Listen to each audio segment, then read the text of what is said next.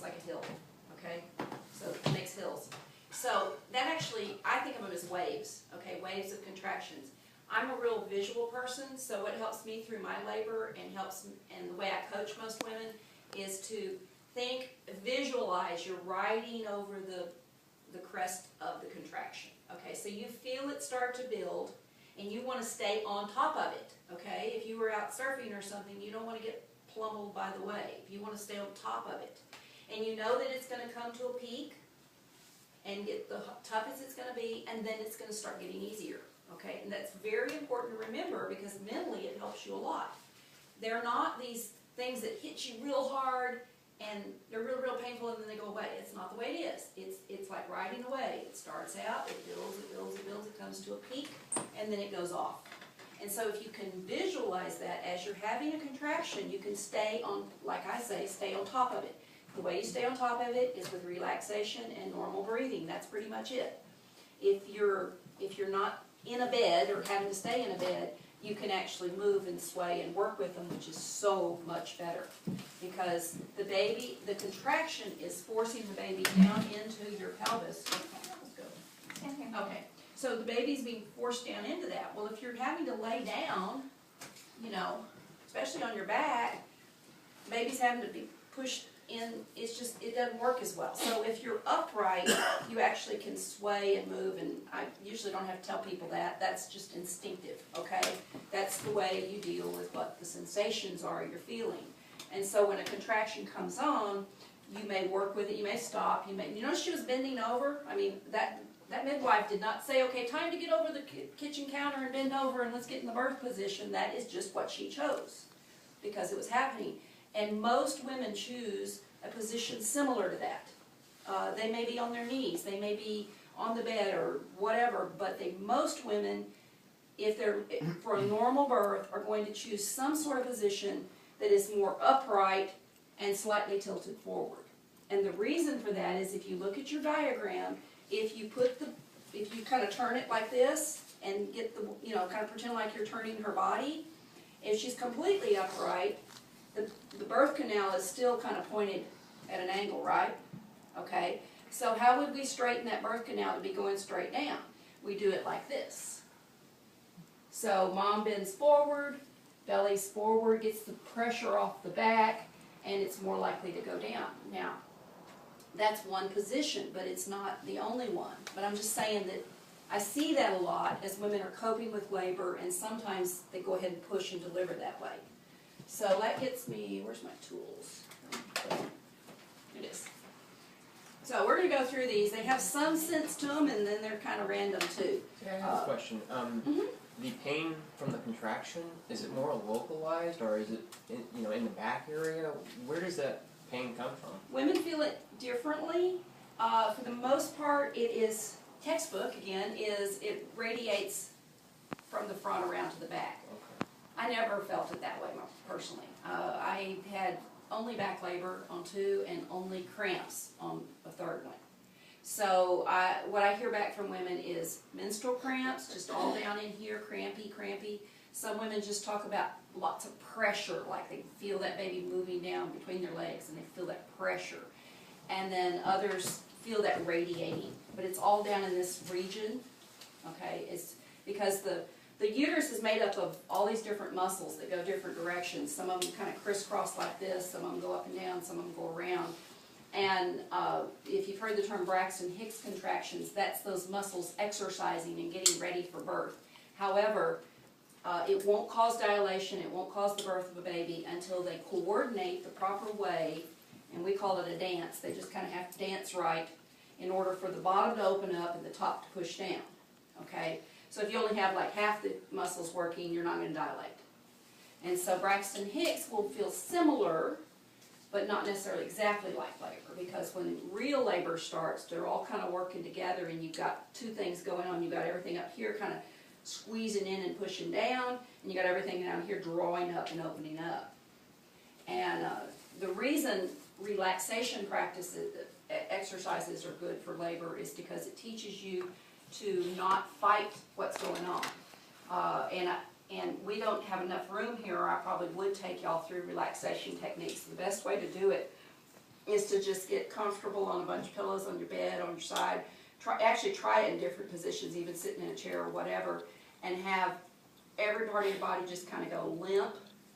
And then practice contracting one muscle at a time, like just your arm for a few seconds. And while this arm is contracted, have somebody check to see if the other arm is sympathetically contracting or if it's limp. Because the goal is you want to be able to control. I can contract this while this is limp. So you're checking it. And now I'm going to release this, check and see if they're limp. And now maybe try to contract this or my foot. And you actually practice doing all of this. And the reason those exercises help is because the way the uterus is working is up here we're going contracting, you know. So I can't tell you to relax everything. Obviously we wouldn't have a baby if that was going on. But our natural tendency when we feel that pressure is to go, you know, we feel some pressure down there and we resist it. And when you resist it, now you've got all this powerful uterus pushing that baby down against rock hard muscles, and it hurts. It hurts really bad. Whereas if you can just let it happen, it doesn't hurt as much. So that's part of staying on top of those contractions. It takes practice. You can do it if you've never practiced, because you'll be practicing as your labor builds. But it's better if you practice now, like having a few times, you know, a week or daily if you can, where you just practice relaxation techniques. And that would be just deep breathing and, you know, flexing and releasing. If you have somebody with you helping check and see if you're limp, that helps. Guys, if you're watching her, when she's completely relaxed, the areas I want you to focus on the most are, you know, her limbs for sure, because that'll show you, but also up in here. Feel her shoulders and make sure they're loose. Because what we tend to do up in here in our face and our neck, we're doing down here, okay? So what I like to do is teach you to focus on relaxing all of this, and the lower part will follow, okay? It's a lot easier than just down here. When you're in labor, watch her face. Make sure it's not doing this. She starts like scrunching her face up. You don't have to tell her, like, you know, don't scold her and say, oh, you're tensing up too much or something. Just stroke her forehead, because we often respond to touch and say, you need to release your forehead, let it go. I got sidetracked on that. Okay, so I was going to take y'all through these cards, and let me see if I can do that without. They're color-coded, sort of. So things that help, first of all, when you go into labor, remember I said there's two phases of first stage, and one is early labor and the other is active labor. So when you're in early labor, whether you're in early or late active labor, it's always important to think rest and sleep, okay? In order for you to get through this long marathon of having a baby, and that's what I want you to prepare for. I mean, if you end up having short ones like her, like those two I showed you, that's great. You'll just prepare and don't need it. But if you end up having a long, long labor, you'll get through the whole thing if you prepare. So, so when you think labor is starting, there's two things I want you to ask yourself.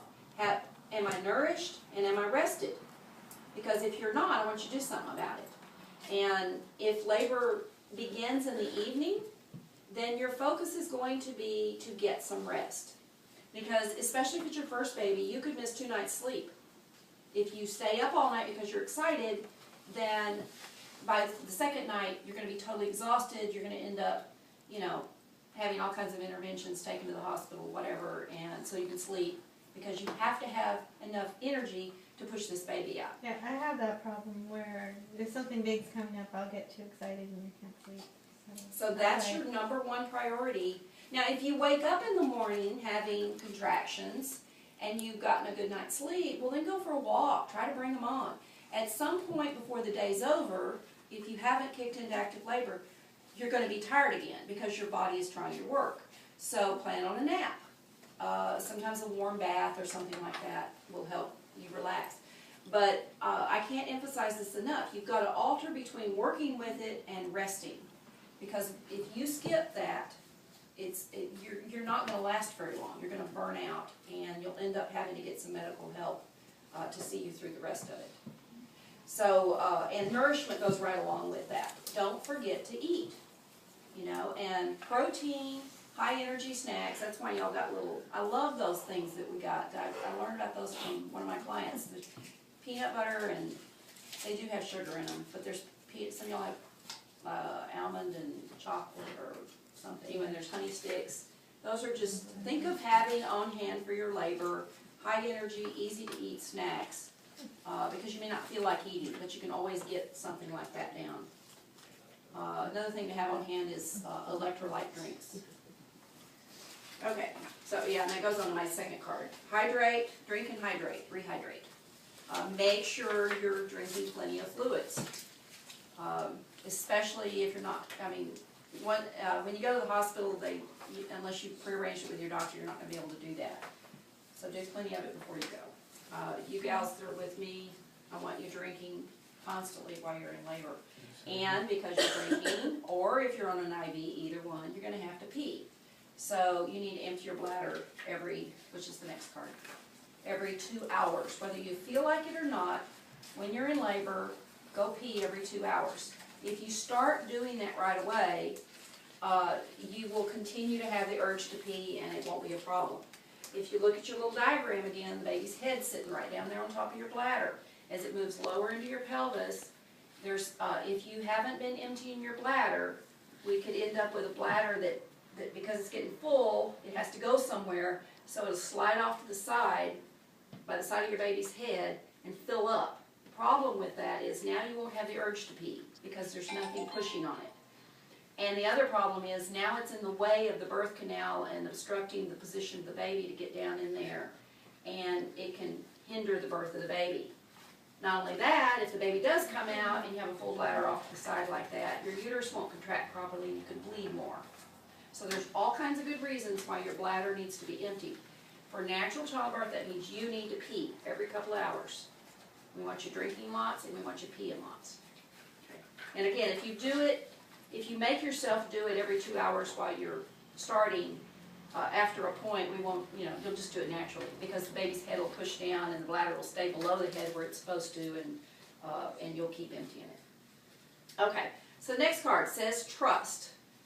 The most important thing you can do is trust the process, trust your body. You were designed to give birth. Women have been doing this for millenniums, and there's countries all around the world where they don't have all the fancy drugs and stuff we have here, and they still give birth and they still do fine. So our goal is to equip you to trust that process, because what I found, I've been a midwife for 15 years, and the women that come to me who trust the process rarely have a bad experience. And they never have a bad experience based on, unless there's like a major complication or something, They just trust what's going on, their bodies work better, they have easier, shorter, quicker labors. That's just the nature of it. Or they get through the longer, harder ones much better. But somebody who's got, has had a lot of bad experiences and has to kind of regain trust in the process, they have to work harder at it. But it can be done. It absolutely can be done. Okay, visualize. If you're a visual person like I am, then you'll want to visualize what's going on in a positive way. All of that stuff about anatomy was done for a purpose. We want you to understand what your body's doing. So, you can't, that's part of trusting it. You know that it's designed to do this. And as the baby's moving down and you have those sensations, visualize yourself opening up and the baby coming. Positive thoughts. Labor is not the time for your doubts and your fears and your worries. Work those out now. If you have fears, the best thing you can do before you go into labor is sit down and write out what scares me the most. Just go ahead and write it down and face it and say, okay, well, what if that happens? What will I do? How will I handle it? What will, the bottom line is you're not going to go through something that you're not going to be able to get through. And we have no control over those things. We have some control, but not total control. So face your fears now and try to get over them, so that when you're in labor, don't give in to those thoughts. Let's focus on the positive. And then the other exercise would be to write down all the positive, good things that you expect, and that's what we want you to focus on. And then relax your face. I already talked about this some. What your face does, your bottom does. I have another video, but we don't have time, of an elephant giving birth. And I love this video because this elephant, while she's pushing, she doesn't cry.